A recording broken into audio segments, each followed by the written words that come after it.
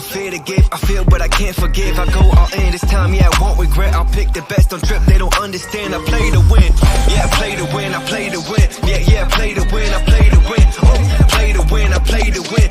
Yeah, I play to win, I play to win.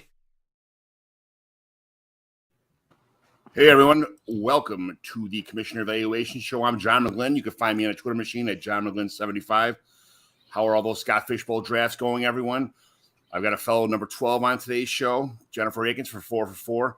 We got to talk about some stuff outside of fantasy football. I got some commish questions, a couple easy ones. We'll breeze through some NFL news and rumors. We'll review some trades that happened in Mighty McGlynn Dynasty League, and then we'll evaluate a team to see if it's a remodel or a quick rebuild and how to get that team turned around to where it is a regular place where somebody wants that team to be. So this is my intro song from Herm's NFL. The guy is fantastic. So if you get a chance and you need an intro song, hit up your boy Herm's NFL for these awesome beats. Was that Herm's? He got them guests on the Rolodex, stopping by to talk about some Dynasty Superflex. Everybody, yo, commish is in. It's time to sit down to listen to John McGlynn. Yo, who we trading, who we fading, who we getting off the squad. Knowledge never overrated, playing for number one. And yo, McGlynn is in. It's time to let the fun begin. It's the Commissioner Evaluation Podcast with John McGlynn. JT, what is new in the world?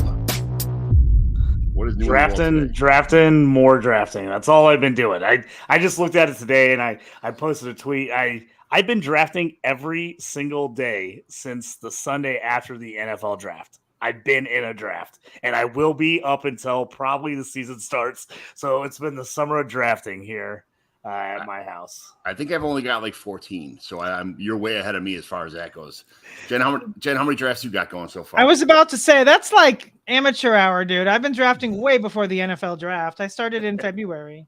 I don't know how many, honestly, but not that I probably have, I don't know, maybe 40, 45 best ball drafts done. And then, yeah, so that's about it. But I take little breaks here and there. I take a week or two off and then I'll jump in. How many lineup setting leagues do you have, Jen? I don't have that many. I've got it down to last season. I think I had 4 or 5, and I've been trying. One of them I've been trying to leave for a couple of years, and I think this year I'm finally gonna actually make it happen. I always feel guilty and then stay, and then I don't love it, and I'm like, why am I here? So yeah, 4 or 5, somewhere in that range. And just put this out there now before we get into anything. I don't play Dynasty.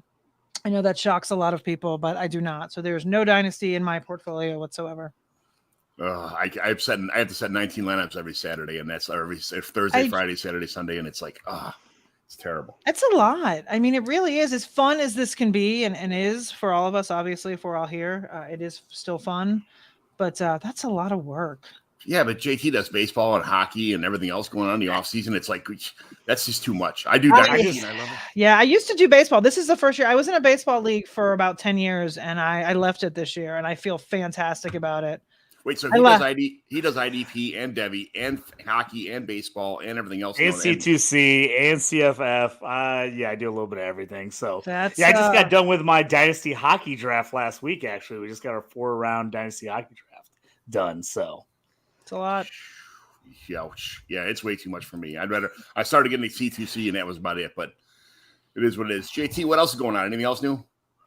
Oh, man, no, just like I said, just join the summer. Next week going to Yellowstone, taking the fam.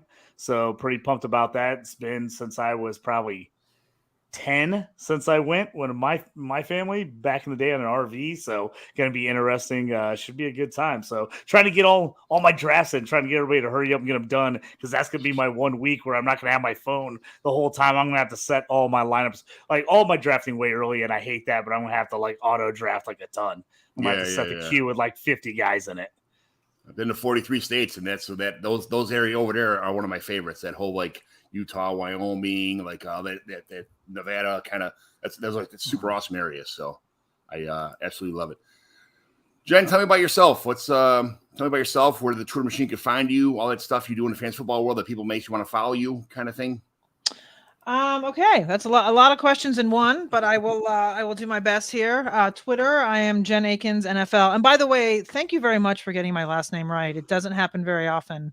And I'm surprised to hear you actually say it properly. But yeah, so I'm Jen Eakins NFL on Twitter. And then as far as my actual workload is all at 4for4.com. I have constant content on a daily basis, several articles, and it will be ramping up as well. So, and then I'm also every Monday night on The Most Accurate Podcast with my co-host Brandon Niles every Monday night. We do that as well. So, yeah, I mean, that's pretty much where I am. I forgot you asked something else, like my life or something. Or... Oh yeah, well, what makes it? Yeah, everybody. I know how to say your name because I hear you say it every week on your podcast. So okay. It's kind of like one of the, you're a great follow of mine. I love to hear all your guys' stuff. It's almost redraft season. Even though I'm in Dynasty, this really is kind of redraft season. You don't want to ruin your Dynasty teams by making too many bad trades to win in a redraft kind of format. But it is kind of I got my wife and a bunch of her friends to play in a redraft league last year. It's pretty much, besides a fishbowl and a couple other charity leagues, one of my only redraft leagues. I know that you only play redraft, but it's one of those ones where they trade like, oh, I traded DJ Moore for your kicker or something like that. And it's like, come on, man. Like, that's funny. I see where this is going. Yeah. Yeah, no, that is fun. No, I don't only do redraft. I do a lot of best ball as well. So I do actually, way more best ball than I do redraft. But and then I was talking about this the other night on a pod, or actually that was yesterday. I don't know. The guillotine format is like my new obsession. I don't know if you guys have done it, and I've been playing. So this, I'm trying to. I don't want to do math in my head, but I've been playing fantasy football since 1996. So anytime there's any kind of new, exciting something, it's good, right? Because you just kind of get bored of the same stuff. So last year, for the first time, I was introduced to the guillotine format. Because in Colorado, actually, we cannot play in the guillotine format like public leagues. It has to be a private league. I don't understand the discrepancy and why. Right. Everything is legal in Colorado. We can bet, we can do everything. But for some reason, you can't just like join a random. So a friend of mine from my home league actually started a guillotine league, and I loved it. It's just a totally different strategy. It's there's a lot more to it. So I enjoyed that. And listen, I have nothing against Dynasty, by the way. It's more for my mental stability. Like having this be my full-time job. Right. The Super Bowl ends and my brain, I need like a month. I cannot. I'm so actually really by week like 15, I'm about to lose it and I got to hang on, to get to the end. And so the thought of actually looking at rosters and making trades and all of that in February is rough for me. I can't do it. So it's just a can of worms I've never opened because I know that I don't know what would happen there if I did. So I don't hate it. It's on purpose. I've just avoided it. Let's not even call it a can of worms. Let's call it like a hill because you just keep going up and there's different plateaus. You keep going. You go to Dynasty and then you go to Devi and then you go to C2C and then you just keep going. It's like, I do want to say something real quick. You keep talking about Devi and all of that. I'm going to throw out a name for you guys, which is my nephew, to watch for the future in defensive IDP leagues. My nephew is, he just committed to Pitt and he's going there next year. Well, he's a junior. So he already committed there for, I guess the next year after that. So he's a deep Devi guy, but his name is Zach Crothers and he's really good. And it's pretty cool to see my nephew actually play, commit to a huge D1 ACC school to play. He's a defensive end. Can you spell it? Yeah, it's Crothers is his last name. His first name is Zach.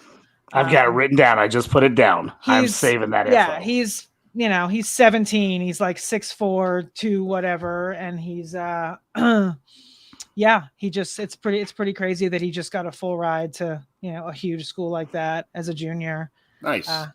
Congratulations to him. Yeah, it's pretty exciting. So anyway, I just figured I'd give a shout out to him and give you a name. You never know; it may pan out later if he ends up.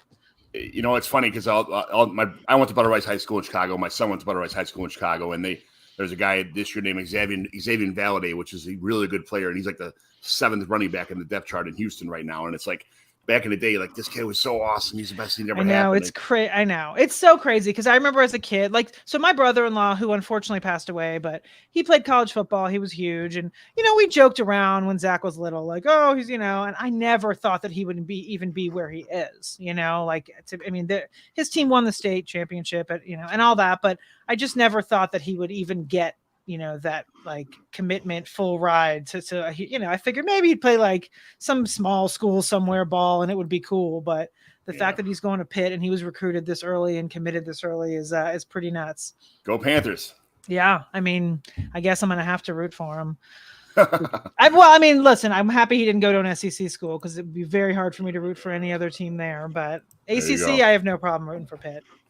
There you go. All right, tell me about the day outside of life of like fantasy football for you, like pets, music, hobbies, kind of stuff. What do you do like to kind of release stress a little bit for? Yeah, I don't get a ton of free time these days, particularly, but I do. I have a 14-year-old son, and he loves reptiles, so we have a couple of those, and we have a cat. And then as far as my, I live in Colorado, so I love to hike and camp and outdoor music and live music, all that stuff. So kind of an outdoor gal. I don't get out as much as I used to, but and also getting older, it's really, I love camping, but I find that now I'm kind of reached the age where it's just exhausting. Like I don't end up sleeping, and it's like it ends up like a 2-day recovery from camping. And I used to be able to just sleep anywhere, do anything, and now I'm like, can we get a camper like with a bed, and can we get air conditioning? Yeah. Oh, absolutely. But I love camping. I love being outside in any capacity. So hiking, all that stuff. Do you camp, JT? No, I am not a camper. I need AC. If it's hot, I cannot sleep. I'm miserable. And I realized when I was getting old, I used to sleep on people's floors, every couch. I didn't care about anywhere. I could sleep anywhere. And that's when I knew I started getting old, was when I was like, I can't sleep here. I'm uncomfortable. Yeah. My back hurts. And now I'm like messed up for 2 days because I slept like on the ground. I'm like, because I just wouldn't care. People was like, oh, I don't really have an extra bed. I'm like, it's cool. I'll sleep on the floor. I'm fine. Not anymore. I can't do the camping, man. I have to get a hotel. I'll go out in the woods. I'll go hiking. I'll go do stuff. I got to have that hotel. I got to have the AC. I got to have the bed. But there's, the campfire, all that's great. And it depends where you camp. Like here in Colorado, if you go to the mountains, it's not hot. I mean, you're actually cold at night when you're sleeping. Yeah. So if you're at 7,000 feet, it's going to get down into the 20s, 30s at night in the summer. So it's not super hot, but I do love it. I just don't do it as much. Because it hates me. It's not necessarily my back and whatnot, which that is an issue, but it's the lack of sleep. Like for some reason, I can't get comfortable and I sleep like an hour or two and then I'm wrecked for the next 2 days. I get it. I don't like bugs. If it wasn't for me, if it was someone without bugs, it'd be a whole different story. But I could stay up all night and drink around a campfire and tell stories. And then my wife's got a Ford Flex, that's her car. It's put the seats down. It's like having a bed there. We lay on the back of that thing with the air conditioning on. That's a pretty decent night's sleep for, instead of just sitting up in your car. But my dad me and my brother lived on the second floor. My dad would put plastic bags over the vents. So the air conditioning would never go upstairs because it wasn't really well insulated. He thought it was a waste of money. So we slept in a concrete floor in the basement just for air conditioning half my life. And my friends would joke around like I could sleep on a telephone pole if I had to, and it wouldn't matter to me. But yeah, now that I'm getting older, it's like you wake up and it seems like your back's not right, or you're like you just didn't like you couldn't like get comfortable kind of thing, But it never was a problem until like last year or two, when we're staying at our buddies' campers and shit. But I get it, 100%. I'm on the same page. But Jen, what sports did you play growing up? What were you the best at? I played a lot. I did this was back in the day when people actually played year-round sports and didn't just play one. So I played a lot of soccer. I played softball. I played volleyball. I would say soccer was probably my best sport because I played all the way through high school. The other ones I kind of just, came in and out of. But yeah, I played soccer. I'm left-handed, left-footed. So, I was a left wing and had a pretty good foot. I just was too slow, unfortunately, for any kind of past high school playing. But I will say I still have a pretty good shot. But like I said, I was always a little bit too slow. Soccer wasn't even an option. But what did you play when you were a kid, JT, before high school? Yeah, I played basketball, football all the way through. I played baseball growing up, but kind of gave it up once I got a little older, just because I found myself in the summers at basketball and football camps, which I liked a little more than baseball. So I kind of dropped baseball, but played football the way through. We talked about this before. I had some D3, D2 looks in football to play running back. I was too small and too slow to go higher than that as far as that goes. But yeah, I was always a big football fan, and basketball growing up, I was always outside playing one or the other. Yeah, I had some like the D3, like just stuff like that commits for. I went to Quincy College for a semester, and I realized that school's not for me. I was going to be a tradesman no matter what. So, but it was being 5'11", 240 as a left tackle wasn't going to pay very often. It wasn't going to be my lifelong dream. It wasn't going to pan out. Well, I was obviously a football fan, I should say. JT mentioned being a fan. I was obviously a football fan from birth, but as far as playing, yeah, mostly soccer. It's funny because people always assume I play basketball because I'm 5'10", and my dad actually played. My dad played college basketball. He went to the Sweet 16 a million years ago. Oh, nice. What school? Lebanon Valley College in Pennsylvania. Nice. All right. And so, yeah, it was like a total crazy Cinderella story. They went to the Sweet 16. Unfortunately, he passed away a couple years ago, but I have the Mid-Atlantic trophy, and I have the ball actually from one of those games. And so it's really cool, but people always just assume I play basketball. And my sister, so I'm 5'10", my sister's 5'11", and neither of us played basketball. I don't know why. We just never, like, my sister was a tennis person and I played soccer. Oh. It is what it is. Yeah, my brother-in-law was a big basketball player. Neither of my nieces played basketball, really. They both played volleyball and then kind of got out of it when they got to high school. And everybody's always surprised because he was such an athlete that they didn't really get into it. So, but yeah, and it's funny. People always ask me. I'm sorry, I didn't mean to cut you off, but people always ask me about my son, and he does not play anything at all. I mean, he plays video games. He does not. My son's a huge video game guy too. So my son is 14 and he does not play sports. Like, we tried every single one when he was little. We did every little league imaginable, and he hated all of it. So we gave up. We're not going to force him. I mean, that's, it is what it is. He's not a sports kid. But my husband, my husband played sports growing up as well. He was a big baseball guy, and then he works in the sports industry as well. And we have one child, and he hates sports, and it is what it is. I tell my kids every semester. I have 4 kids. Now I've got 27, a 20, 22, a 19, and 18-year-old. But I told them every season you're playing something, and if you don't find something, I'll find something for you. So I stuffed them in bowling, I stuffed them in t-ball, I stuffed them in baseball, softball, whatever. And then my daughter's like, I hate softball, and I'm like, well, you're playing something, you better find something. And we're driving, and she goes, I want to play that. And I saw a bunch of kids with like these sticks with like webs on the end of them, like throwing a ball back and forth. I'm like, I don't know what the hell that is. Like, I can't help you on that. So I went and talked to the coach. I'm like, how does my daughter sign up for this sport? Like, well, it's lacrosse, and it's kind of spreading across the nation right now. You should jump into it. She did that, and now she got a full scholarship at college for it, like 8 years later, because she's so good at it. And it's like, I just stuffed her into something, and that's the way it worked. And that's awesome. And my husband and I just made a decision that we were done stuffing because it wasn't going to work. I mean, he was miserable every time. And we did flag football, soccer, ice hockey, basketball. Actually, I should say he actually played basketball. He didn't hate it. So we did that for a while. And then unfortunately, when COVID happened, the league shut down. And then by the time it was time to come back, he was like, I'm done. I don't want to go back. And we couldn't. Baseball's terrible. Baseball's such a boring sport. No, basketball, not baseball. Basketball. He actually never played baseball because he never wanted to, but basketball was the only one that he at least like would do. Now, granted, he would just stand on the court and like kind of run up and down and, but he would at least go, and he didn't hate it, but he's just not, I don't know, somehow genetically, like he is on the other side of the spectrum. He just loves video games and that whole like piece into like anime and all, just all the things that I don't understand or I'm not into, but he's an awesome kid. So, there you go. That's all that matters. Yep. He's happy. You're happy. Everybody's happy. The family's happy. Exactly. That's what it's all about. Yep. What's your favorite part? What's your favorite part about being in this fantasy football industry? What is my favorite part? Besides the paycheck, is that something I can say? I mean, because it is my job. No, it's I don't know. I would say, I think the community, I mean, I would say Twitter, but it's gotten kind of ugly in recent years. If I could go back, I would say like 5 years ago, fantasy Twitter is my favorite, thing about fantasy football. I feel like it's taken an interesting turn in the last few years. But no, I just enjoy it. There's something about fantasy football in general that I don't know.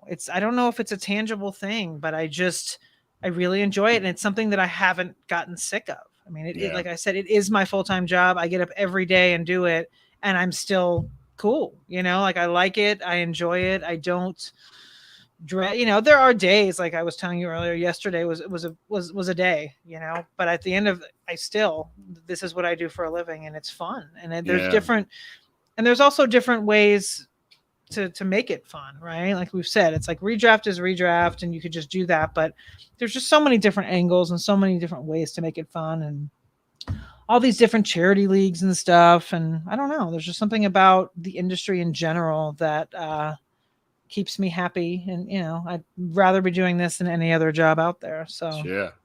What do you do to stay sharp? How do you stay on top of your game? I think it's just work. I know that's such a boring answer, but I'm so because I write a lot of content, and I also edit a lot of content, and so I'm just reading things all day long. So it's like I get to read and edit my coworkers who are some of the sharpest in the industry. So I'm reading their stuff, I'm writing my own stuff, I'm researching for it. So it's just, I don't really have to make an effort to stay sharp. It's just it comes with the territory, I think, of just being working all day, every day in it, reading, writing, watching, listening. JT, how the hell do you stay sharp? You know everything about everything and every position. How do you stay sharp in IDP and all this stuff like that? What do you do to keep yourself going? I just think I'm reading stuff all the time. I'm constantly kind of looking up articles, but I think that goes back to my old journalism days of I was always reading stuff, always trying to see what other people were writing, how they were doing it, trying to get ideas to try to make myself better. So I think as I've got into it more, I find myself reading articles, and especially with everything being online now, it's so much easier than back when you used to have to get the newspaper and you had only certain people you read because it was the local guys. Now I get to get in and jump in and kind of read people all over. So I think that's for me. I'm on a million newsletters. I get in my email every morning, and I've got probably 10 to 15 different, fantasy football betting / just sports newsletters in there. And I'm always getting in, reading different stories and things like that. So I think it's just part of it. I just kind of suck it all in and it just, always going over one thing or the next thing. I just kind of remember that stuff, I guess. It just kind of sticks with me. And I just kind of remember those players and the names. And I've just always been good at that ever since I was a kid playing video games. I would remember all the players, and people how did you know that guy played for whatever? And I don't know why I remember that stuff, but I always remembered what random college a guy went to or some random stat about him. So that's just always kind of been part of it for me, I guess.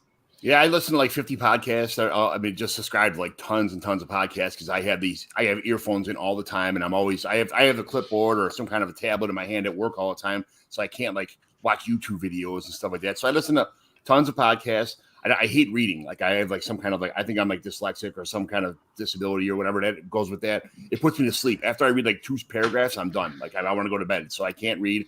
So that's the thing. I tons of podcasts, and I trend tons of stuff from a bunch of different sites all the time. See whose players' values go up and down and things like that. So I'm constantly doing spreadsheets. I don't know how to use spreadsheets yet, besides manually inputting everything, which takes me about 7 hours to do each individual position. One day I'll learn how to code, and it'll take me 10 seconds to do that, but it takes me forever. But that's how I stay sharp. Just tons of podcasts and retrending everything all the time. Depth charts, player values, different rankings, things like that. So it's super fun. But JT, I want to just interject for a second. I actually have a new newsletter from it's called the Deep Dive newsletter it's from BetSports and 444. I'm going to put a little link into the private chat. So if you want to check it out and subscribe, yes, feel free. Actually, for sure. The 3rd or 4th one just came out this morning. I was doing it every Thursday. Now I'm tasked to doing it every Tuesday and Thursday. So there, I just sent you the one that just came today. So a little self-plug. It's called the Deep Dive newsletter. JT does a daily parlay, JT Daily Parlay. So he does all kind of betting stuff too. That works out. That's super awesome. Yeah, it's not a betting newsletter, but it's because we have from BetSports is the parent company that owns 444. But so on the betting side, BetSports, there's another newsletter called the Deep Dive something. And so they're betting, and then I'm Deep Dive Fantasy. We're kind of Yeah, I always like getting on the 4for4 site. I got lucky. We got the little extra content because I write for DLF. So that helps so me we're get in there. coworkers. So, yeah, kind of. We actually are on the same thing. So coworkers. I actually was jumping in 4for4 the other day, and someone's like, "Don't we get a code for that?" I was like, "What? We get a code?" I was like, "Somebody sent it to me." I'm like, "Why don't I have the code for 4for4?" I was like, "I got to get in this because I'm always on the site pulling up stuff from there whenever I'm doing research on my articles and I need stuff. They're always like, "Hey, use 4for4 if you can for whatever grass or whatever things." Like I'm always on there on the depth chart using the depth charts and articles and stuff like that. So, well, good. I'm glad we got you a code. That's good. Well, start handing out these codes, people. Let's go. I know. Sounds like, where's mine? Yeah, everybody's got codes. I think I got codes for is my garage door opener. I don't know. All right, last question here. What's your favorite food when you're sitting around the TV watching Red Zone every Sunday afternoon? So, if you look at my Twitter bio, I'm obsessed with cheese. It's anything cheese. So, I would say like a chips and queso, maybe some like a good charcuterie board. I just love any kind of cheese, but I would say like for football wise, maybe not a charcuterie board, but maybe more on the the queso or any kind of dip. I love a dip. I like where your head's at. I'm a huge smoked cheddar, like the smoked Gouda is like my favorite. I love the smoked Gouda. I love chorizo. Like on a charcuterie board, it's like the best. I actually just came up with this recipe the other day. I found it online, and I made a smoked cheese dip on my smoker. And my girlfriend doesn't do well with milk, so I was like trying to find stuff that I could put in there that wasn't milk. And I actually found this dip, and it was fire. It was so great. What did you use instead of milk? Like they had all kinds of different things they had me put in there. I'm gonna have to look it up. I'll send it to you. Because I find that like when you do this stuff. I'm sorry, I was gonna say I find when you do the substitutes like almond milk, it ends up being sweet, and so you have to find some kind of. I mean, luckily I did a bunch of peppers and things that kind of counteracted that, but it turned out pretty well. I'll have to send you the one I found. I'd love that because we don't. Luckily, in my house, we don't have any dairy issues, but I know sometimes it's good to not have as much dairy. And every time I try to use like almond or oat or soy, it's sweet. Like it doesn't. It's like you don't want your milk to be sweet. I don't know. Yeah, I don't like. I don't like the sweet stuff. Yeah. I want stuff to be a little more savory. I like sweet in a sweet situation, but if you're making like a cheese dip or eating, I don't know, something else that calls for milk, I don't want it to be sweet. I love sweet stuff, but that's just me. No, I do too, but in a sweet, like I said, if you're eating like dessert, yes, I'm all about it. But my wife makes that. It's like the cream cheese on the bottom and then the cheese in the middle and then the chili on top. But she makes her own homemade chili with tons. We get a cow every year, so it's like 4 pounds of meat in this chili, and it's just nothing. It's almost like eating like a hamburger mixed with chili kind of in there, and it's so awesome. And then the big ranchero chips from like whatever you get them from now, but the ones that don't break when you scoop stuff up. It's absolutely phenomenal. That's a great dip. But all right, back on track here. Commissioner stuff. But I'm not gonna plug you out with a bunch of commissioner questions. So how's your Scott Fishbowl 13 going? Did you draft online at all, or is it all in person? Any drafts like that? No, mine was all slow. I am let me see. I will look while we're talking. I think we just turned the 15th to 16th round. So I am on the other end. I'm in the 12 spot. So I'm 11 picks away from my 16th round pick. I don't know. I'm sorry. Go ahead. Any strategy you used or just kind of went in there, best player available? What'd you do? Being at the 12 spot and everyone kind of getting QBs early, I decided I was going to push QB as far as I could, which is not a normal strategy in Scott Fishbowl, but I figured kind of where they fell. I was like, basically like Herbert, maybe Fields is the end for me. And if those guys don't fall, then I'm not going to take a quarterback for a while. So I started out with Cooper Kupp and Bijan Robinson. And then with the third round reversal, even at my third pick, I did not take a quarterback there either. So I didn't take a quarterback until the fourth round. And I took Anthony Richardson, which I'm a little bit... I don't know. I'm not sure how I feel about it, but it came down to him or Goff in that situation. And I just was like, I'm not going to win this thing anyway. So I might as well go Richardson. Like I might as well go with the big pick over the boring safe pick. So that's kind of what I did there. My team is interesting. I mean, I've got, Yeah, I have got Richardson, and then I ended up taking Stafford a little bit later, and then I have Sam Howell. So my quarterbacks are not exactly a stellar stable, but I think they're going to be okay. And then I've got the Stafford Cup stack, and I have Sam Howell with Antonio Gibson later. And I don't know. My team's interesting. I don't hate it. I'm not like completely in love with it, but I think like if Anthony Richardson is, who we want him to be, and then I also have Waller as well there in the 5th. So if Waller can be the Waller that he was before, I feel like, my team, I think I kind of like it. I don't know. We'll see. I was joking around at the Fishbowl. We had me and JT were both at the live Chicago draft. So it was, we had like 4 or 5 drafts going on at the same time. All just, it was mayhem all over the place. So I started out with Chase, then I went Andrews my first turn. Then I went quarterback, 3 in a row, just because I know I'm not going to win this thing. There's 3,500 people in there, but the guy behind me was teasing me about, I can't wait to see you pick. I'll take this quarterback next round or that round. So I'm like, go pound your sand, buddy. Here you go. I took Prescott, then Goff, then Aaron Rodgers, and then I got Godwin, Deontay Johnson, Gibson, Damian Harris, Brandon Cooks, Elijah Moore, and then I went Roshan, Jalen Warren, Fournette, and Hunt recently, then Will Levis and Ty Chandler. So I just kind of mixed it up a little bit, just having a good time with the whole thing. So it is what it is. Yeah. I mean, I feel like in the past, I've done pretty well here and there. I mean, this is my 8th one, I think. So I've made the playoffs in some and I haven't in others. And I feel like I've always kind of focused on quarterback. And this year I was like, you know what? Screw it. Like, I'd rather just wait and see, because if I'm not going to get one of the top ones, I'm not going to reach for Trevor Lawrence at spot 12. And I'm not going to I'm not taking Deshaun Watson. Like I just kind of waited, and this will be interesting because I've never really done that before. I've always kind of at least had at least one like solid. And so like my QB1 is Richardson, which is kind of risky because if he's not good or if he doesn't start right away, I might be screwed. But if he comes out, let's set the world on fire. He's golden. Yeah. What about you, JT? I like that strategy. I actually did the same thing. I originally took the 1-8 thinking I was going to get a QB, and then with the 3rd round reversal, I was at 1-4 last year, and just waiting to get back to me was brutal. So I was like, I'm just going to go near the end of the round. So I took the 1-8 thinking originally I was going to go QB there. I was like, I'll get Fields, I'll get Herbert, I'll get Lawrence. And then I just started looking at it, and I thought the same thing as you. I was like, I don't know if I want to go QB. I might wait on some guys. I ended up just going RB heavy. I went CMC the 1st round, came back, took my guy Jonathan Taylor in the 2nd round. On the reversal, it came back. I was trying to get Derrick Henry there on the reversal 3rd, but he went the 1st pick of the 3rd. So at that point, I was like, if Tua gets to me, I'll take Tua in the 3rd. But he didn't. He actually went before my 2nd pick. In the 2nd round. So I was like, all right. I was like, I'm out on QB at this point.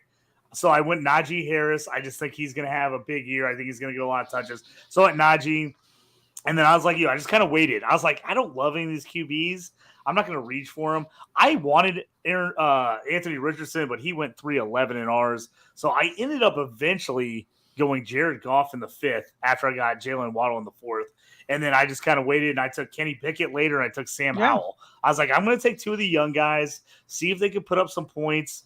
I waited kind of on wide receiver. I got Deontay in the 8th, Christian Kirk in the 9th, which I was pretty pumped about getting those guys that late. And then I just kept adding running backs. So I got J.K. Dobbins. I've got Rashad Penny. I took Jalen Warren to kind of handcuff Najee. You knew I had to take Chase Brown. That's my guy. Yeah, so I had to get Chase Brown, so I jumped in on him. I was actually I wanted to get Jacoby Brissett just in case for the Howell pick, and I got sniped. I got sniped in the 18th round on Jacoby Brissett, the pick before me. I was I should have taken him one more. Oh, sorry. Yeah, I think I might try to take Brissett later, or I actually may take Stetson Bennett just as a homer pick. But I have Stafford too, so it's like he may just be there. But like you, JT, I took Kupp in the 1st round, like at the 112. But then I did not take another running back until the 10th. So I just kept. I was like, with Kupp, that's all I need in the scoring.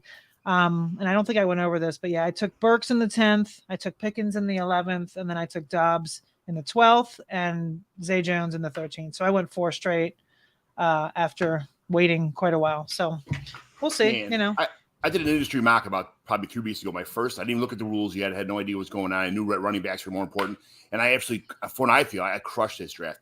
I hate my actual Scott Fishbowl team. It's like, man, I did everything.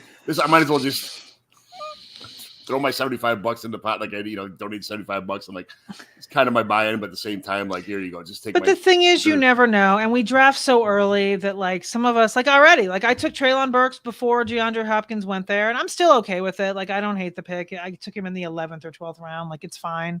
Yeah. But stuff like that is going to happen to all of us before the season actually starts. Someone's going to get hurt in training camp. Someone's going to, Barkley or Jacobs could hold out, and then we're people are screwed there. So we were in my backyard doing in person, like one of our local team leagues, and Mike Tagliere said it already. Somebody took Andrew Luck. He's like, damn it.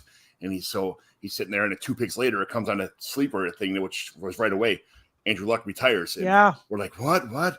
And it was super. That kind of shit happens all the time, and it's going to happen to a lot of us in Scott Fishbowl, and that's just because it's. I mean, it's pretty early to do redraft, or I guess this is a redraft. So there's a dead zone because nobody's reported to camp, nobody's done anything yet, nobody's got arrested in the off season. Like it just seems like before 2 or 3 guys would get arrested for some reason, and there's been a couple arrests, but nobody big. Yeah. And when camp starts, like it seems like the last couple of years. The first 2 days of camp, 3 people tore their ACL day 1, 4 people tore ACL day 2. It's like, come on, what's going on here? Well, the holdouts are the big concern now, but we'll get to that. They are because Josh Jacobs was actually my 3rd round pick, and I sat there and I was like, Nick Chubb was falling. And I was like, please. And then of course he went at 212 right before I got to pick at the 3-1. Yeah. And so I was stuck there, and I was like, okay, I either have to take. It was like I'm going to take Jacobs or I'm going to take Pollard, and I just, if Jacobs plays, I just believe a little bit more in his volume. I don't know I feel like I don't know. I think we're going to talk about this later, but I feel like Dallas is still going to sign Zeke anyway, and then screw the whole Pollard thing up. So do I. So I was like paralyzed at that pick at 3-1. I was like, okay, I can take Jacobs. I'm like, I could have taken Dak, but I was like, I just want another running back, and then. Henry had just gone and Chubb had just gone. And so I took Jacobs. I don't love the pick, but it's one of those where it could pay off or it could not, but that's pretty much everybody. Yeah. He was sitting there for me in the 3rd. And I was like, I got burned on the Le'Veon Bell stuff real bad in a ton of leagues that one year that he held out. And I'm like, there's no way he's going to miss more than like 2 games. And so now I'm just really like, and I saw Jacob sitting there. And I was like, you know what? I'm going Najee Harris. I was I should take Jacobs, but I was like, I'd rather take Najee. I know he's going to play. I'm nervous about Jacobs, especially in a one-time off tournament like Scott Fishbowl. I'm like, I want to take a guy I think is going to play for sure. So, well, I would hope that the Le'Veon Bell thing, maybe, I don't know, you would think it would kind of deter people from doing, so. I don't know, because he really was never the same after, but it's scary because even if they hold out like him and Barkley, like even if they hold out for a little bit, then you have to be concerned about their, the hammies and all the stuff. And if they're not, it's all, it's a mess. Yeah. Well, and you can see all the stuff they're talking about Le'Veon now coming back, like worst decision I ever made. I should have just signed the contract because it was only a couple mil less than he was asking for when they originally offered him. And then by the time he sat out and everything else that happened, he would have been better off. He would have made more money just signing the contract originally with the Steelers. So hindsight there, but he definitely should have just taken like the 13 or 14 million they offered him instead of the 16 or 18 he was asking for. Yeah, absolutely. Yep. What's your best pick so far in the Fishbowl, do you think? Let me look at my team real quick. My best pick. I don't know. Let's go Richardson in the 4th. The one you're like, yes, I did it. This is Richardson I was kind of happy with in the 4th. I feel like I've said, if he pans out and if he gets the rushing upside that we all hope he will, then I think he's pretty much it. Because I know like ADP wise, he was definitely going before the 4th. So I feel like that was my best value pick. JT. Yeah, I liked him. Oh, man, it's so hard. I know people are down on JT with the injuries and everything's going on, but I mean, he was a clear-cut like top 5 guy last year. To get him like mid-second round, I'm pretty pumped about. I think he's going to bounce back. I got sniped in a lot of rounds. I really like him there. As far as value, it's always an issue, but Rashad Penny with that offensive line for the Eagles, I know he's going to have to split some carries, but I think he's going to have some big games. He's my favorite best ball guy. I think he's going to have some monster best ball games. I got him in like the 11th round. I kind of like that for value. I know with the injuries, it's the history, and he's got DeAndre Swift there, but I think he's going to get some big games out of him this year. I took Gainwell. Yep.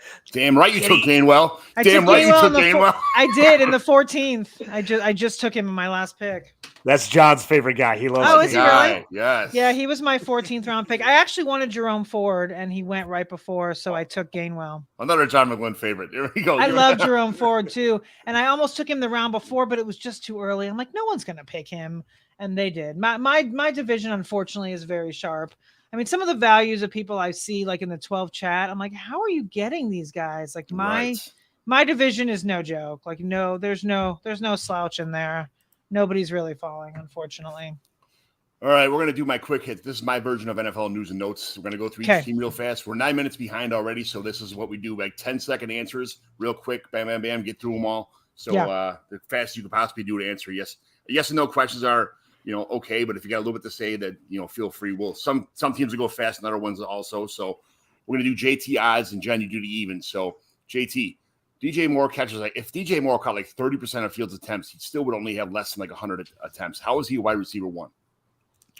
Well, I think he gets. I don't think he's a wide receiver one. I actually think he's going to be low end wide receiver two at best. I just don't see the volume there. I mean, I'd almost at this point I'd rather have Darnell Mooney just because you can get him so much cheaper in a league. So I like the over yards on Mooney, or sorry, on DJ, but I don't love him at where he's at right now.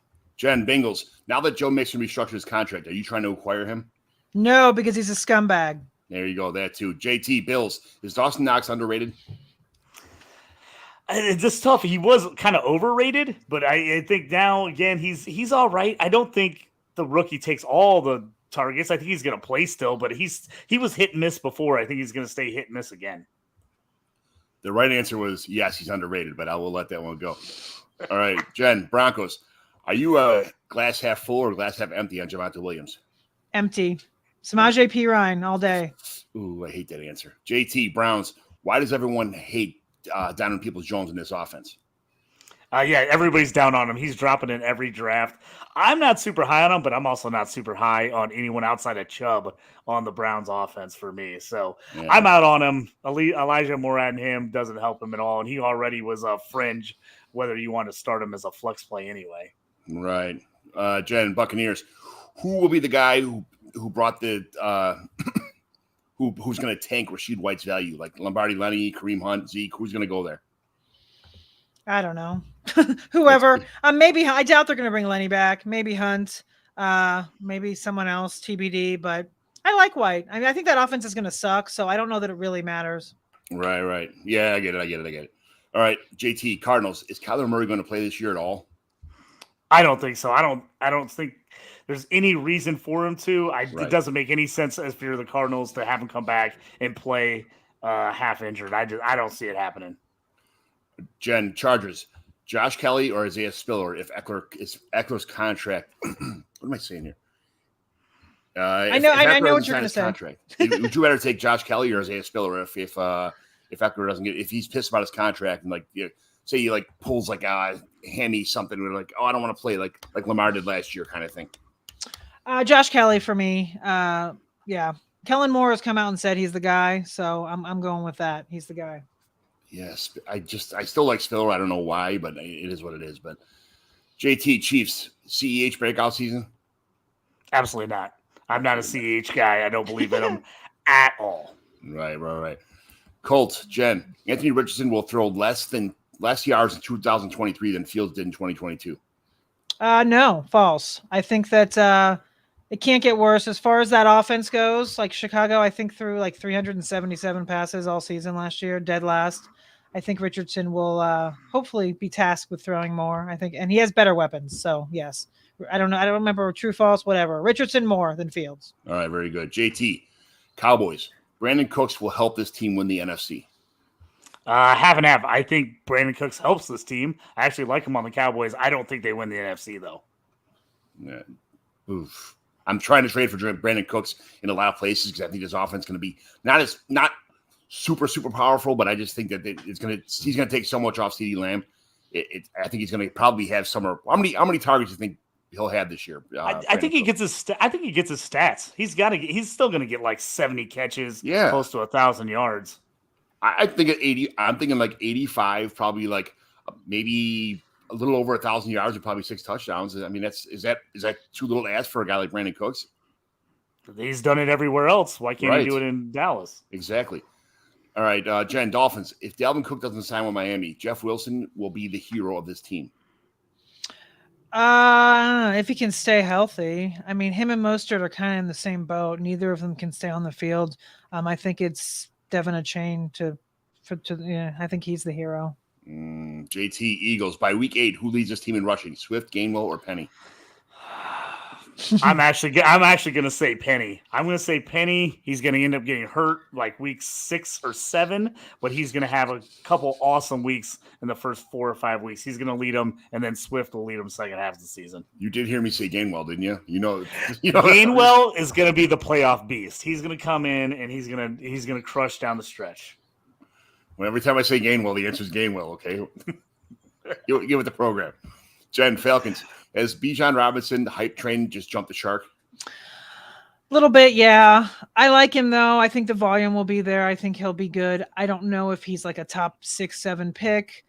In best ball, I like him. In redraft, he scares me. I don't know. Yes and no. Yes and no is okay. That's acceptable answer. JT, 49ers. When Sam Darnold starts the season 5-0, will they pull him to insert Brock Purdy in this offense? Absolutely not. Sam Darnold's team all the way to the Super Bowl. Sam Darnold starts NFC. They make the Super Bowl. Niners win it. No Sam Darnold starting. Niners don't win the Super Bowl. Truth. Wow. Sam Darnold, league MVP. That's a take. JT betted for me and sent me the receipt that he betted. Me and him, I'm talking about Sam Darnold. He betted for me and showed me the receipt that he bet Sam Darnold wins MVP this year. So yes, absolutely. MVP. We got pretty good odds. Yeah, we got pretty good odds on it. I love people's reactions. That's like, I mean, I'll give you maybe he starts a couple games, but like MVP of the league, that's absolutely insane. I love he doesn't have to do anything except just dump off past the awesome they players. just got to win. The quarterback, Yes, the Niners win. Baby. He'll get the MVP. I love people's reactions when we say Sam Darnold MVP. It's absolutely hilarious. That's something. Oh man! All right, so. Jen, Saquon Barkley will hold out at least one game on the tag to send the displeasure messages to the Giants in the NFL. Maybe. I hope not. Like we just said, I hope he learned his lesson or learned the lesson of Le'Veon Bell. Yes. So maybe, but I hope not, just for everybody's sake. JT, Jaguars, the Evan Ingram extension extravaganza helps Trevor Lawrence immensely. I think it helps him. I mean, he keeps some cohesion there. I'm actually down a little on Ingram. I think he's going to have a little bit under a season what he had last year, but I still think he's going to be good. I think he helps. Jen, Jets, is Corey Davis making this team? Maybe, but he's not fantasy relevant. Truth. JT, Lions, by the end of 2023, Jameson Williams will be the Lions wide receiver 1. I love him when he comes back in this lineup. So I like him. I'm trying to grab him late everywhere for people that have kind of forgot about him with the suspension. But I love him in this offense. I think he could be dynamic. I'm trading for him now because a lot of trade calculators have him like half his value's dropped. Before. Yeah, yeah. So it's dropped a lot.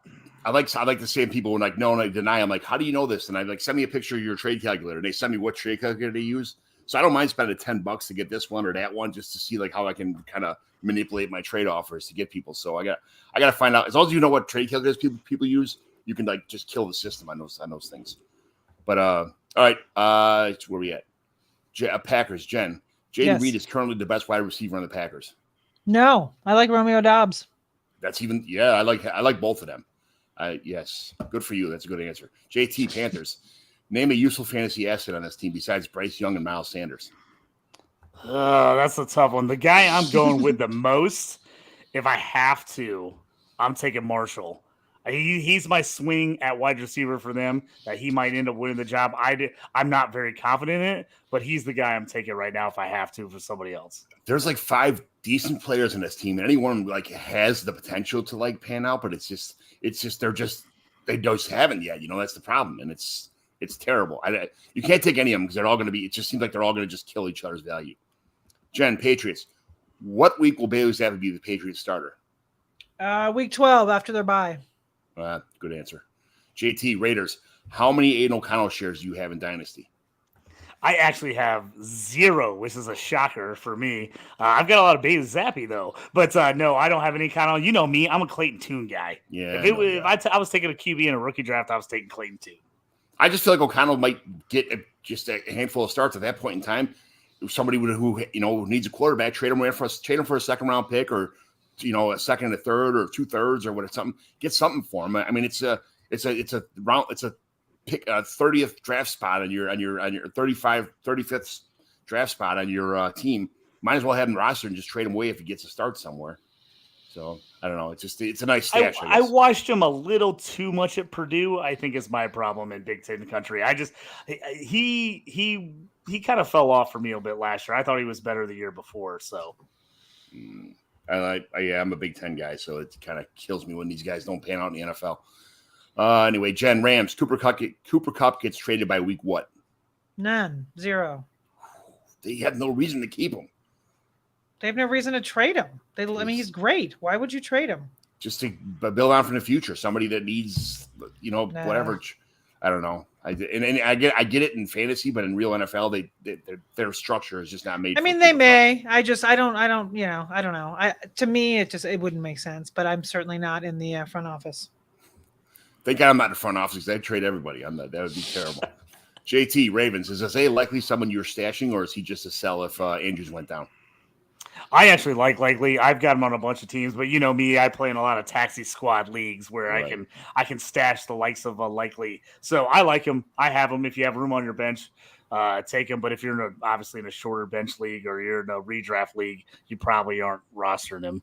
Andrews goes down. You got Likely in your team. Are you keeping him around? Do you think he's going to pan out as the tight end? Let's say Andrews he's like halfway through the season where he's not going to play this year or next year. I'm going to get Likely. I think Likely. I mean, he had a great year, great career at Coastal Carolina. I just think he's got really good skills. I definitely think he's a guy that in a 2 tight end or 1.5 premium, he's a guy that definitely can make some noise in that offense if he gets the snaps. You know when he did great last year when I was in the playoffs in the Fishbowl and Andrews was out and Travis Kelce had a bye and everybody else is going nuts and they likely played for Kelce or Andrews and he had 2 touchdowns and 100 and some yards receiving. I'm like, this should have been Andrews. I'm out of the Fishbowl now because my entire team was on a bye and Andrews got hurt at the same time. That's when Likely went nuts. But so I hate him because of that. Anyway, Jen, Saints. Why is Kendry Miller being drafted higher in redraft and in dynasty? Why isn't Kendry Miller being drafted higher in redraft and dynasty? Because dynasty I can't speak to, but in redraft because Alvin Kamara pleaded he did his little plea bargain thing, so I think he's only going to miss 4 to 6 games. People have recency bias for Jamal Williams, and they think he's going to put up 17 touchdowns again, which he won't. But that's why he's not being drafted. Everybody with Jamal Williams is trying to sell him for a 2nd-round pick or something like that. Now it's like, man, the magic is not going to happen again. No, I mean he's going to be fine in the weeks that Kamara's not there. He will be fine, but he's not going to fall in the end zone 17 times or whatever it was. JT, again. Zach Charbonnet is a better all-around running back than Ken Walker. True or false? It's tough to see. I think the Seahawks might think he is. I like Kenny Walker still, but I'm not against the boom or bust that is Kenny Walker. I'd rather have the boom over the always 3 yards with Charbonnet, but that's just me personally. I'm a Charbonnet guy, but that's I know you are. Yeah, Steelers. I'm a Kenny McIntosh gal in that. Ooh, oh yeah, little Bulldogs. Yeah, I'm drafting him late in best ball just in case. Because listen, those Seattle running back rooms, they all get hurt, and then all of a sudden you're gonna have DJ Dallas and Kenny McIntosh starting at some point. I have to sit. Adam Hutchins has been on the show a couple times already. I have to ask him who's the training staff for the Seattle. Why is there just certain teams like the Commanders or the Seahawks guys just can't stay healthy on? I don't get it. He was actually Adam was actually our podcast guest last night on our pod. Yeah, we did a whole injury episode. We didn't talk about the Seattle trainers though. Yeah, he's in one of our home leagues. He's in me and JT and Adam are a league with a bunch of other dudes like that. So he's in one of our home leagues, our in-person dynasty leagues that we started in. He's been on the show. He's a frequent flyer for this show before for in-season injury reports and stuff. But I got to ask him why does some teams have worse training staffs than others, and why is there so many injuries? But all right, Jen, Steelers. Will Darnell Washington do anything more than be an inline blocker? I hope so, because once again, as a total UGA homer, I love Darnell Washington. He's really good, so I hope that they give him an opportunity. And I hate to say this, but Pat Freiermuth does have a concussion history. So if he does go down, then I feel like Darnell Washington might get more opportunity there. It may not be the first year as far as that goes, but I hope so because I like him. Yeah, a lot of people like him. I don't see it. JT, Texans, John Mechie breakout season. Man, that's a wild wide receiver room. It's wide open. I've just been throwing darts at different guys at the end of drafts all around because I don't know who's the guy that's going to come out there. But I think Mechie has just as good a shot as anyone to kind of be the number one there. Draft running backs and trade for wide receivers. That's the rule, okay? Right. Jen, Titans. With DeAndre Hopkins' arrival in this offense, what happens to Chicago tight end one season? I think he's fine. Like I said earlier, I think DeAndre Hopkins takes a lot of the secondary, efforts away from Burks and Chigakonkwo. So I think he'll be fine. I think he was a borderline tight end one to begin with. So maybe he drops down a couple pegs, but I think he'll be fine. And look, tight end's a crapshoot anyway. So let's be real. After Kelsey and possibly Andrews, the rest are all other. So he could finish as tight end 4. He could finish as tight end 24. And DeAndre Hopkins, whether he's there or not. I feel like tight end 8 to tight end 22 is all like the same number. Yeah, exactly. JT, Vikings, Dwayne McBride or Ty Chandler as Madison's handcuff? I'm a McBride guy. I just think McBride's more of got the rushing upside. I think Ty Chandler's, he's just not – he's more of a special teams guy. He can do some stuff out of the backfield, but I like McBride. I just drafted McBride in the fishbowl last round. So, yeah, I feel the same way.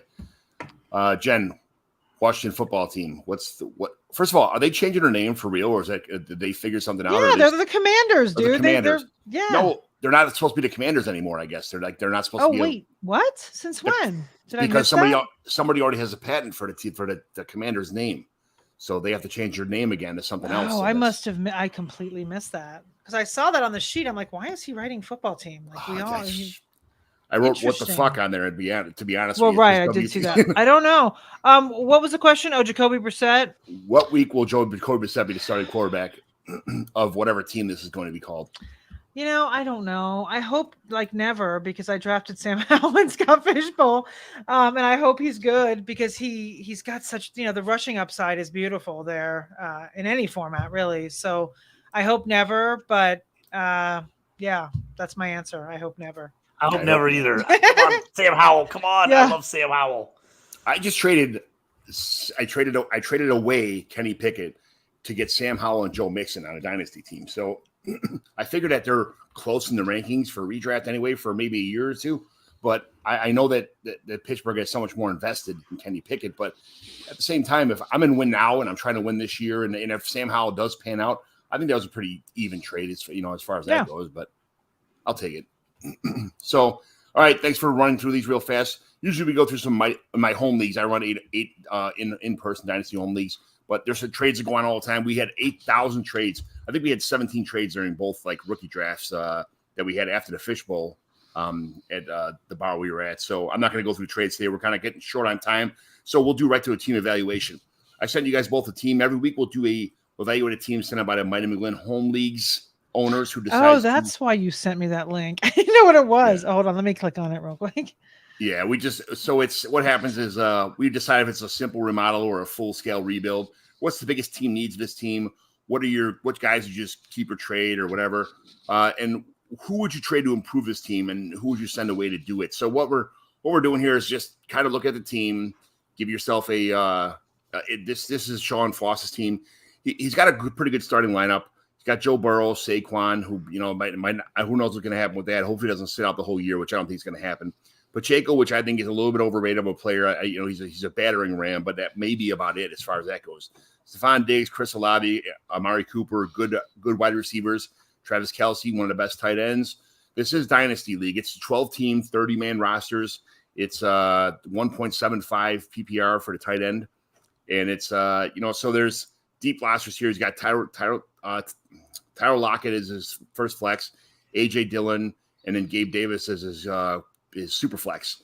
So he's got that at Superflex because he only has Mariota, Wentz, and Nick Foles and Zach Wilson as his backup quarterback. So only having one quarterback, especially in bye weeks, is going to be a problem for this team. And then that's the first problem we see. And his backups, he's got Kenyon Drake, Zach Charbonnet, which I've been trying to trade for the last couple of weeks with a instant no response, no nothing, just instant deny. Zonovan Knight, Bam Knight, Jarrett McKinnon, Cordell Patterson, Sean Tucker, Ronald Jones, Pierre Strong as his backup running backs. I'm not too strong at the running back position. He's got Corey Davis, MVS, John Ross, Marvin Jones, Romeo Dobbs, your guy, Jen, Xavier Hutchinson, Matt Collins, Tyler Boyd, Michael Gallup, and then he goes to tight ends. Got Juwan Johnson, which, above average tight end, I think. But again, we already talked about that dead zone for the tight ends. Elijah Higgins, Hunter Henry, and Trey McBride, who another guy I'm trying to get from this team. Right now, he's 5 players over the limit. He did not make the playoffs last year, so his team is not. It's a pretty good team. The handful of teams in the top are pretty much stacked. So he doesn't have much to go with right now. And also, we talked about he's got in 2024, he's got a first, no second, a third, fourth, and fifth. And in 2025, he's got all of his picks, to go along with that. So he's got some building blocks for the future. But what does this guy got to do to kind of get obviously quarterbacks is number one concern in the Superflex Dynasty League. We just had a rookie draft, so rookies are included in this report now. So he's just got Charbonnet. There's no good quarterbacks, and Sean Tucker was his only and Xavier Hutchinson was his only additions. What does this guy got to do? Who would you trade away to get a quarterback, and what else did you do to improve this team? JT, you've been here before, so I'm going to let Jen digest this team. So you want to kind of give me some examples of what you do if this was your fantasy football team? Yeah, yeah, exactly. If he, Barkley doesn't hold out, this is a pretty good team. Win now team with Kelsey on there. Obviously, the quarterback's the issue. He's got to figure out, can he move somebody that's on this current roster, or does he need to possibly give up his first rounder next year in order to add a QB? Obviously, he was thinking Wentz or Wilson would be a guy that would be able to take that other super flex spot, but that's obviously not the case right now. He could maybe go out and get an older aging vet if a guy, if there's a team that's rebuilding, is definitely going to miss the playoffs. He doesn't have a ton of guys on his bench that I think he could move for a quarterback, which is why I think he's going to end up probably having to use picks or use something like a Charbonnet that people like with picks in order to get a QB. Not super deep, but he's got some guys that are playable. I like Sean Tucker. I like Hutchinson. I like Boyd. Dobbs on there is nice.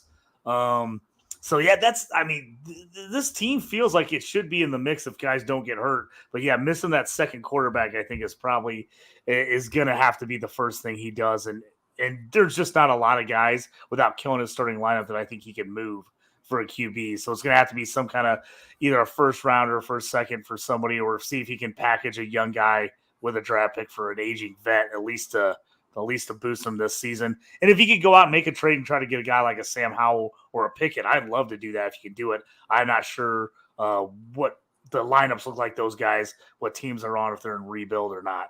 Yeah, it's hard to see without knowing the rest of the league or seeing the other teams on here. There's a lot of quarterback hogs. I have Josh Allen, Patrick Mahomes, Trevor Lawrence, and Deshaun Watson on his team. So they're not going anywhere. I'm not trading them but he doesn't have enough.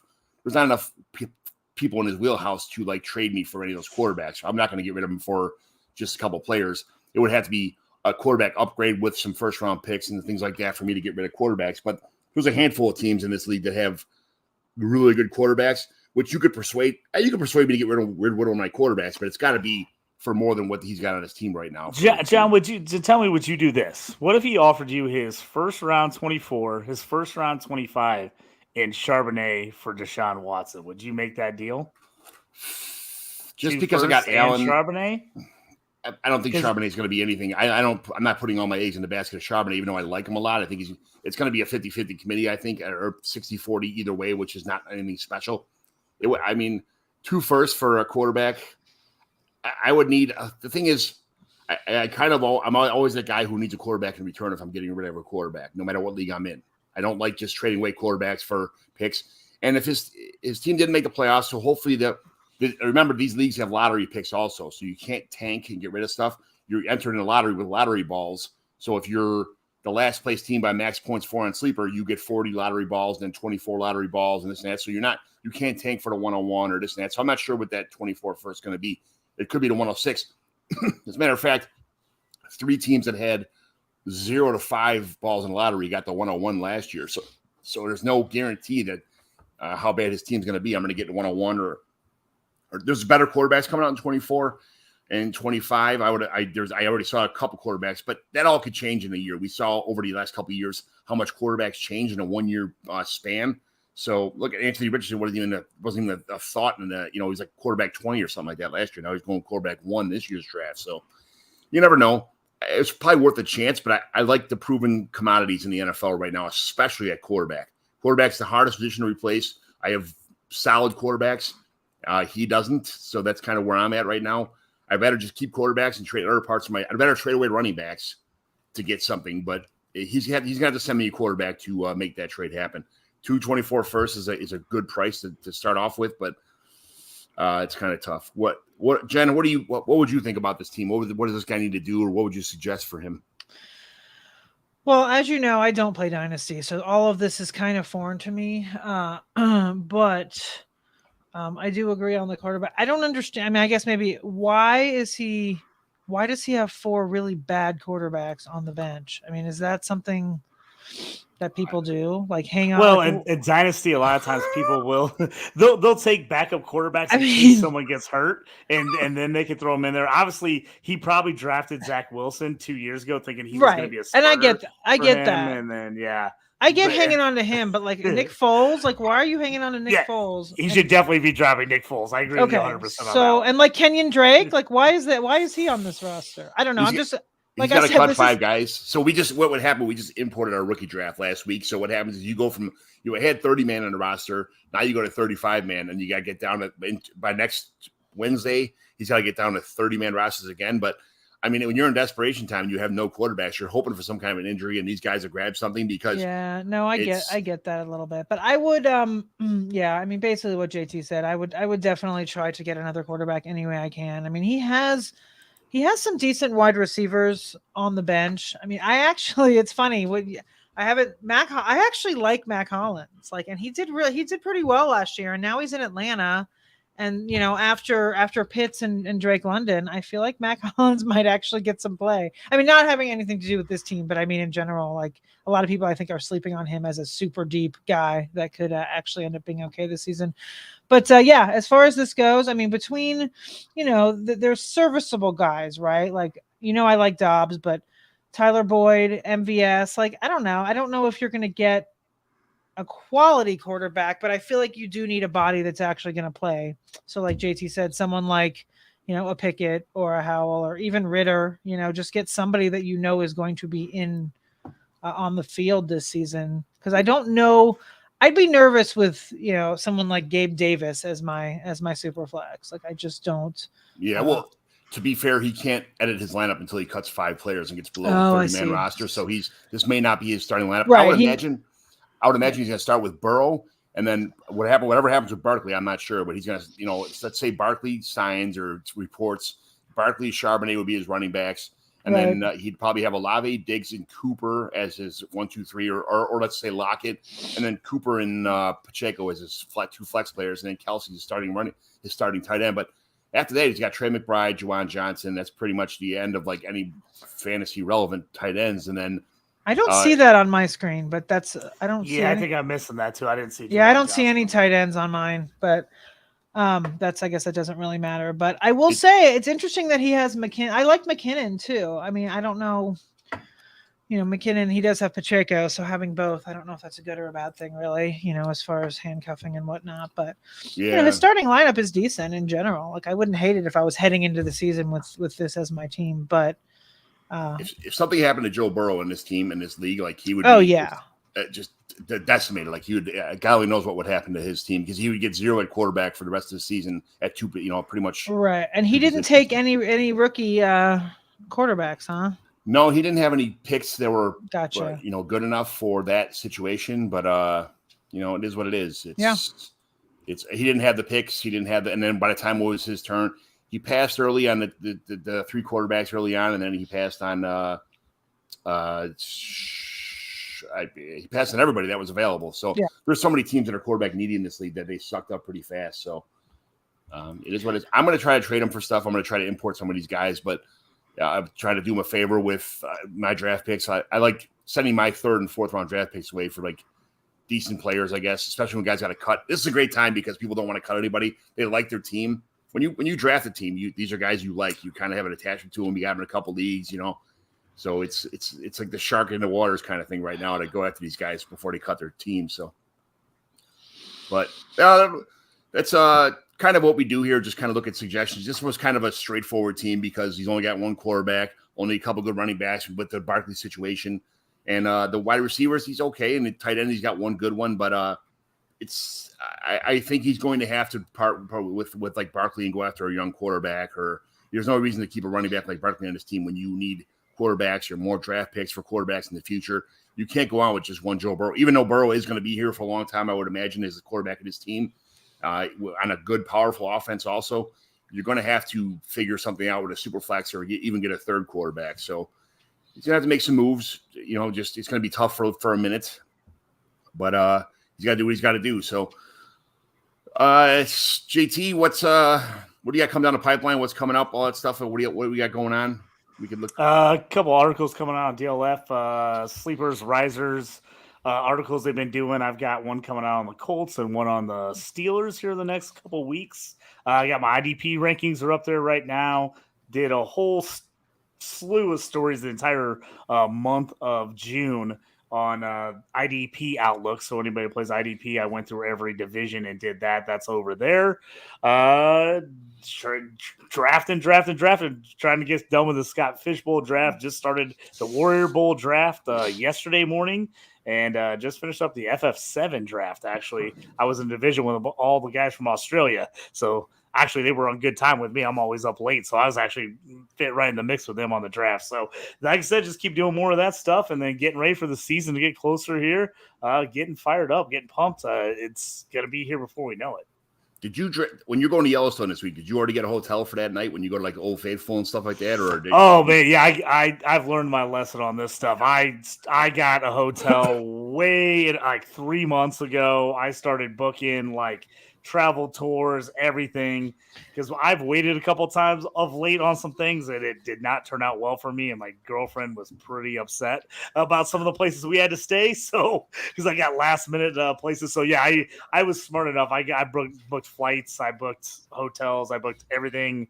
Every day we're there, I have it all booked out because I did not want to take a chance. And if you're out west, she knows being in Colorado, everything is a long distance apart. So you need to know where you're going and what's close to what, or you're going to spend your whole time driving the entire time you're there. So I was trying to lock stuff up on days where we're like, okay, this one's only 30 minutes away from where we're going to be before that. So, but it's going to be fun. So it's going to be weird. Going to have a lot of my phone is going to not be working most of the time. So I'm already going to have sending out warnings like, don't let anything happen. Don't call me. I can't get a hold of you. So I'll have to forward all my calls to you, John. It'll be an interesting week. That's fine. That's the only time we've been to 43 states. We've been like 14, 13-day road trips all over the time. The only day I got burned was at Yellowstone. And if we pulled in Old Faithful, want to see it at night before the sun went down, we want to get up in the morning and see it again. There wasn't a hotel within 300 miles of Yellowstone for us to go. So we had to sleep in the car overnight with me, my wife, and 4 kids. Like, it was the most interesting night of our life. So everybody was. Yeah, I got a cabin right on the edge, right outside of Yellowstone, kind of close to Cody, Wyoming. So Sweet. that's where we're staying. And then I got we're flying into Bozeman, Montana. So on the way back, we're staying in Bozeman at an Airbnb before we got to get back on our flight coming back. Good man. Jen, what's going on? What's coming down the pipeline for you? Where can everybody find you? You can find me at 4for4.com. I've got a lot. Let's see. I had an article come out yesterday, risers and fallers in underdog ADP over the last 2 weeks. So I go over all that. Like I said, the Deep Dive Fantasy newsletter. And then I have a ton of other articles. I don't even know, honestly. I've got about 5 more articles coming out this month. And then August is just crazy time. And then, in season, tons of articles as well. So everything of mine is on 4for4. And like I said, Monday nights, the Most Accurate Podcast with Brandon. That's every Monday at 9 Eastern. It's a great show. And I'm on Twitter at Jen Eakins NFL. I'm also on Threads, but I don't do it, so I don't even know. I think it's the same name, and I signed up just to sign up, but I forget about it. And every now and then I open it, and I'm like, oh yeah, okay, this. I'm like, I have 15 followers. I don't want to deal with it, and then I'm not going to post, and then I close it. So yeah, I'm not doing the Threads or the other alter ego for Twitter. It's or too whatever much. You call it, you know, I'm like, yeah.